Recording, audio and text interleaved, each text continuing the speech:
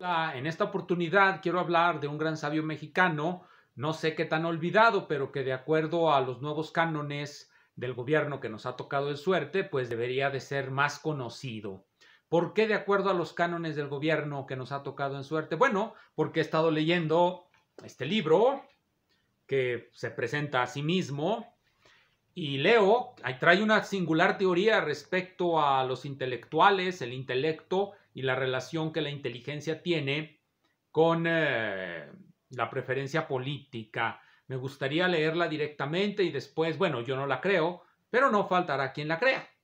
Entonces, pues desde esa perspectiva ideológica, el autor que voy a comentar después, Francisco Díaz Covarrubias, será considerado pues un gran hombre o quién sabe. Pero bueno, la teoría es curiosa porque surge de vez en vez, sobre todo en regímenes muy ideologizados, y me parece que hoy estamos demasiado metidos en la ideología y no debemos de estar ahí.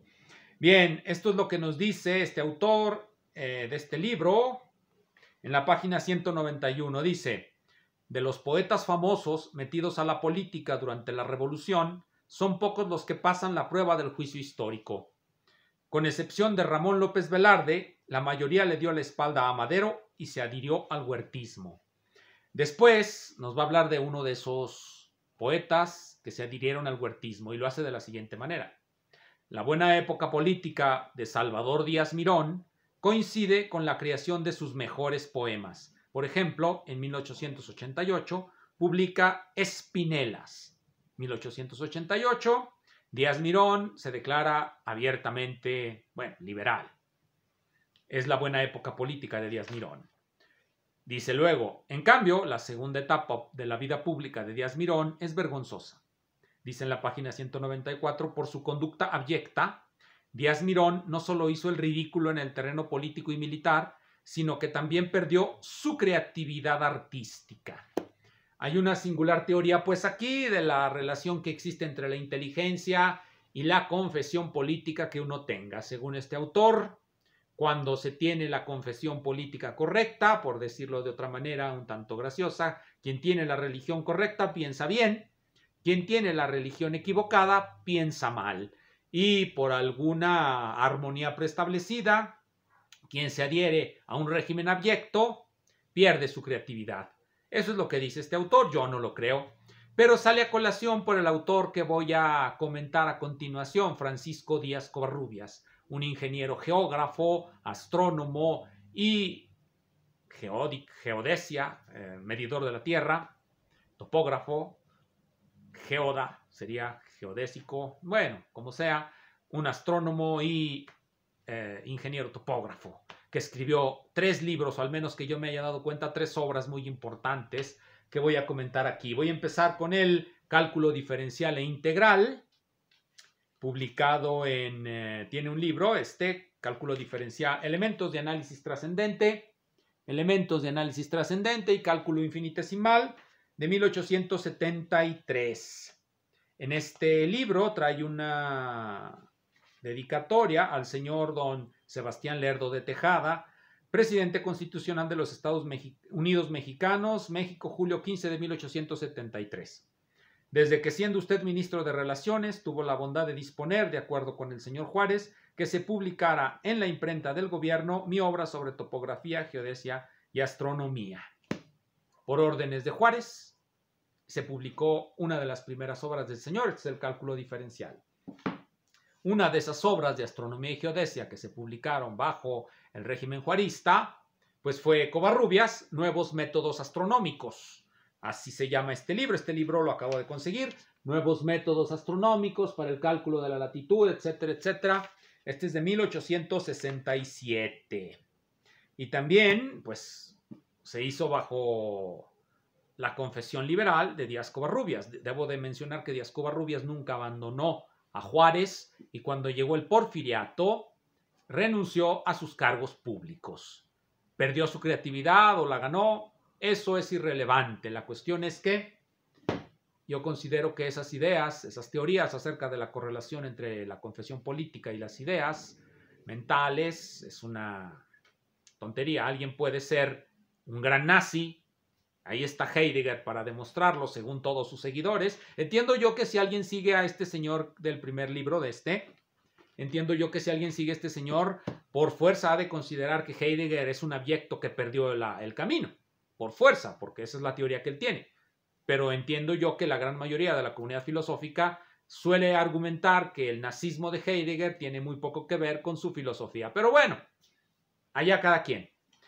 Esta es la obra que me parece muy relevante. Se llama Tratado Breve.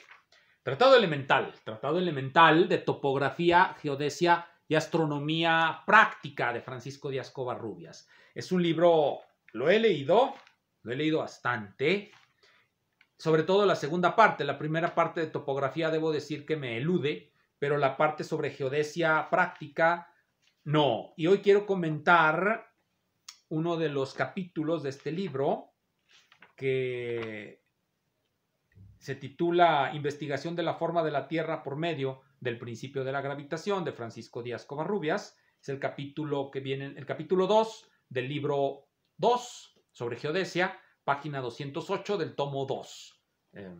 Aquí lo pongo, capítulo 2, investigación sobre la figura de la Tierra por medio del principio de gravitación. Covarrubias calcula la forma del elipsoide terrestre de acuerdo al método que le prodigó, que encontró en George Biddle-Airy. Y George Biddle-Airy hace un resumen de las investigaciones de George Gabriel Stokes. Ambos utilizan, aunque en ese tiempo no se utilizaba eso, porque los principios de relatividad y transformación de sistemas de coordenadas y todo ese tipo de tecnología matemática que se usa hoy día, pues no estaba realmente disponible, ni siquiera conocían la notación vectorial, porque esa la inventó Gibbs hasta 1908 en su tratado de cálculo vectorial que escribió con Edmund Biddle Wilson. Bien, quiero tratar ese problema, el problema de la figura de los cuerpos celestes, sobre la base de un ejemplo muy sencillo, que es el de un cilindro rotatorio. Este comentario se titula Figuras de equilibrio. ¿Por qué se van a llamar figuras de equilibrio? Se van a llamar figuras de equilibrio porque en el sistema de referencia móvil, que es el que vamos a utilizar, aquí voy a poner sistema de referencia móvil,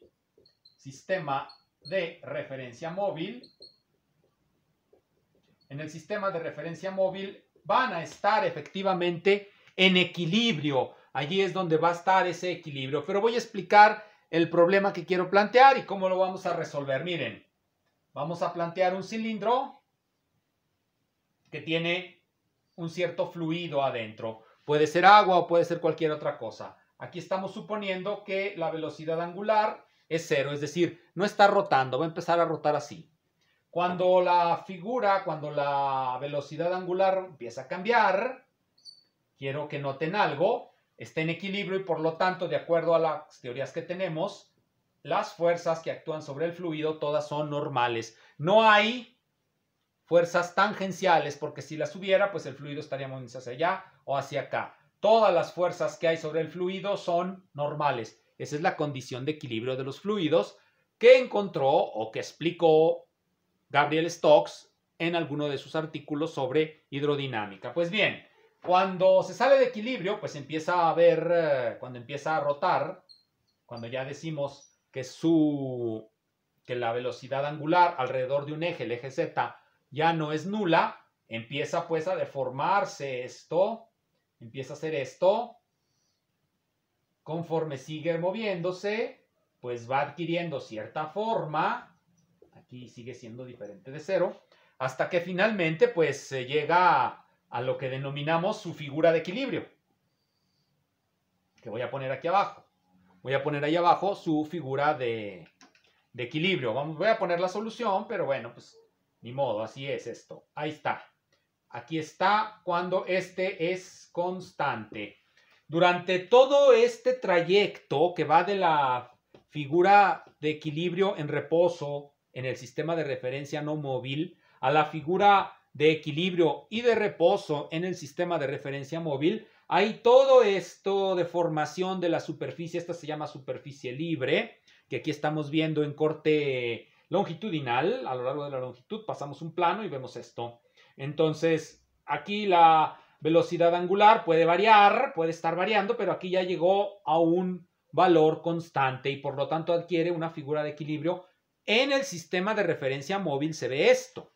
¿Cómo podríamos verlo de manera, qué es lo que se ve en el sistema de referencia móvil? ¿Qué vería un observador en el sistema de referencia móvil? ¿Cómo podríamos verlo? Bueno, miren, para verlo se puede diseñar un dispositivo en el que colocamos un disco, colocamos en el centro el cilindro, aquí colocamos el cilindro, aquí está el eje sobre el que va a rotar y colocamos aquí una cámara pegada al sistema de referencia. Acá tenemos un motor cuyos diales podemos mover que nos van a permitir modular la velocidad angular. Entonces, cuando apretemos un botón, este va a empezar a dar vueltas, la cámara va a dar vueltas con el disco y va a permitirnos ver las figuras que se van formando aquí cuando las fuerzas que actúan lo deforman y entonces va a llegar a un equilibrio cuando ya todas las fuerzas estén en equilibrio y entonces ya aquí lo que vamos a ver va a ser una figura que ya no se va a mover, que va a estar también en equilibrio. Eso va a ser esta es una forma de verlo. Este es un dispositivo que se puede diseñar muy fácilmente y ya podemos ver de manera constructiva qué quiere decir estar dentro del sistema de referencia móvil. Bueno, vamos a resolver el problema de la figura del equilibrio. Voy a escribir aquí toda la parafernalia cuando estamos en el sistema de referencia móvil. Tenemos los siguientes términos que voy a ir explicando en cuanto acabe de escribirlos porque pues son bastantes. Esto es la aceleración de la velocidad, la fuerza de Coriolis, pero aquí está como aceleración y aquí tenemos dt cruz r. Y todo esto es igual a las fuerzas que estén actuando sobre el fluido. Bien, cuando se está moviendo el fluido, cuando está la deformación, cuando empieza la aceleración, cuando empieza a acelerar este término y este término, todos están actuando. Cuando ya llegamos al sistema de equilibrio, al estado de equilibrio, este término ya va a desaparecer porque la posición de las partículas va a mantenerse fija en el estado de equilibrio. Lo mismo, este término se va a ir porque esta es la velocidad de las partículas y ya no están moviéndose en el sistema de referencia móvil y por supuesto ya no hay aceleración en el sistema de referencia móvil, ya no hay aceleración angular. Entonces, tres términos se nos van a ir en el estado de equilibrio. Vamos pues a escribir la ecuación de equilibrio en el sistema de referencia móvil. La vamos a poner ecuación de equilibrio en el sistema de referencia móvil, en el sistema móvil. Vamos a escribir la ecuación de equilibrio en el sistema móvil. M omega cuadrado, es M nada más, M que multiplica a omega cruz R, y esto va a ser igual a todas las fuerzas que actúen sobre el sistema. Todas las fuerzas que actúen sobre el sistema, pues nada más va a ser la fuerza de gravedad. Esta es la ecuación de equilibrio en el sistema de referencia móvil. Todas las fuerzas son cero. Esta es la fuerza centrífuga y esta es la fuerza que esté actuando, la gravedad. Entonces, pues ya lo único que hay que hacer es escribir la ecuación en un sistema de referencia, que es el sistema de referencia móvil, y pues imponer la condición de equilibrio, que es que la curva de equilibrio es normal a esta fuerza, que es la fuerza que está actuando sobre la superficie libre y debe de ser normal a cada punto de la superficie libre. Esa es la famosa condición de Stokes de equilibrio. Bien, vamos a escribir esto, pero pues para hacerlo vamos a volver a nuestro dibujito mal hecho. Tenemos nuestro cilindro. Entonces vamos a elegir que este es el eje, vamos a ponerle eje Z, el eje X va aquí, el eje Y va aquí. Está dando vueltas. Entonces, lo único que nos va a interesar en el sistema del equilibrio es este plano.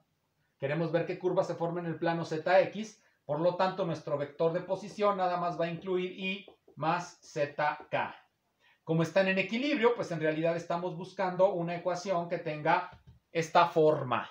Ahora, pues, vamos a calcular. Ya tenemos la idea de cómo va a ser nuestra organización. Entonces, vamos a calcular omega cruz R, pues por nuestros métodos típicos. En lugar de dárselos, pues lo calculamos porque pues no es tan difícil como aparenta ser omega, pues nada más es 0, 0 y nada más por aquí va dando vueltas por el eje K. Esta R, pues nada más tiene componente esta y Z no tiene X, 0, 0, 0. Entonces vamos a ver qué nos da, miren, 0 nos da omega X J, 0, 0, 0 y 0. Entonces el primer resultado es omega XJ. El primer resultado que tenemos es omega XJ. Vamos por el segundo, que pues sería omega cruz R, que viene siendo IJK nuevamente, IJ. Ponemos nuevamente lo que vale omega, 0, 0, omega, nada más da vueltas por ahí. Lo ponemos bonito, para que se vea. Y luego, pues omega XJ, pues sería 0, omega X, 0, 0, omega X. Y aquí 0, 0. Nuevamente, vean 0, 0, o 0, 0, o omega cuadrado X por el eje Y. Entonces, después de todo lo que estuvimos haciendo, omega cuadrado X, negativo, por supuesto, se me olvida el signo, negativo. Entonces, el resultado es menos omega cuadrado X por el eje Y. Eso va a ser la aceleración centrípeta y la fuerza centrípeta. Entonces, ya tenemos m omega cuadrado X y menos igual a la fuerza que está actuando, que es la fuerza de la gravedad, que le voy a poner mg por k. Ahí tenemos entonces nuestra menos. Le ponemos así, menos. Es negativo, va hacia abajo. Estamos diciendo que esta es la fuerza centrífuga, entonces le tenemos que cambiar el signo. Por si no lo sabían. Pero bueno, lo cambiamos el signo, porque es centrífuga, va hacia afuera de las paredes. Entonces tenemos estas dos fuerzas. Esta es la fuerza total que está actuando sobre nuestro sistema. Vamos a escribirlo. La fuerza total, pues no es otra cosa que m omega cuadrado x más mg, perdón, aquí es I, más mgk. Ahora, nosotros sabemos que la curva tiene una diferencial sencillita de xy más de zk. Y pues ya lo calculamos, f.dr, que inmediatamente nosotros vamos a saber qué es. Punto este, pues nos va a dar m omega cuadrado x de x. Punto este, pues nos va a dar más mg de z igual con 0. Y por lo tanto tenemos una ecuación del siguiente estilo. dz de x, pues hacemos las divisiones adecuadas. Entonces nos va a quedar... ay, jóvenes, nos va a quedar mg arriba. A ver, mg arriba. No, nos queda arriba m omega cuadrado x. Y abajo nos queda mg. Por lo tanto, en realidad nos queda nada más omega cuadrado g. Así. Y ya integramos, porque es una ecuación que se integra de inmediato. ¿Y qué nos da? Nos da que z es igual a menos omega cuadrado g por x cuadrado entre 2 más una constante. Y ese es el perfil que deberá de tener nuestra curva. Pues esta es una... bueno, lo que ya les había pintado desde el principio. Una cosa de este estilo. Se puede calcular esta, no tiene en este momento mayor importancia. La tenemos así. Entonces... eso es lo que nos heredó Díaz Covarrubias. Yo hice el cálculo para un sistema muy simple, que es el de un cilindro que está dando vueltas. Díaz Covarrubias lo hace para una masa de fluido que está dando vueltas sobre un eje en un espacio, bueno, en el espacio vacío, en el espacio cósmico, y se sujeta a la misma condición, las fuerzas a las que esté dando vueltas, y va a generar el famoso elipsoide terrestre. Hay muchas soluciones a este problema del geoide terrestre, y aquí comentamos únicamente el caso de la figura de equilibrio de un cilindro que está dando vueltas. Ahora bien, hay un problema que podemos plantearnos cuando tenemos ese cilindro. Si cambiamos el fluido por otro, ¿Será la misma solución? No, no es la misma solución. Si ponemos, por poner un ejemplo que trabajé hace 20 y tantos mil años y que fue muy citado en la literatura, no es por presumir, pero así fue, cuando era jovenazo, cambiamos el fluido por arena y encontramos que no se forma una parábola, sino que en el centro se hace una pequeña jiba. Como resultado, porque aquí hay que, como es arena, hay que meter la famosa regla de Coulomb, de Mohr-Coulomb, que relaciona los esfuerzos normales a los esfuerzos tangenciales en un medio, y la teoría de las microavalanchas para poder explicar la jibita que está en el centro. Pero por lo demás, la teoría es muy parecida a la que acabo de explicar. Ese artículo lo pueden consultar en The Physical Review y se titula Axisymmetrical Rotation of a Sand Heap. Axisymmetrical Rotation of a Sand Heap. Muchísimas gracias. Seguiremos con esto. Adiós.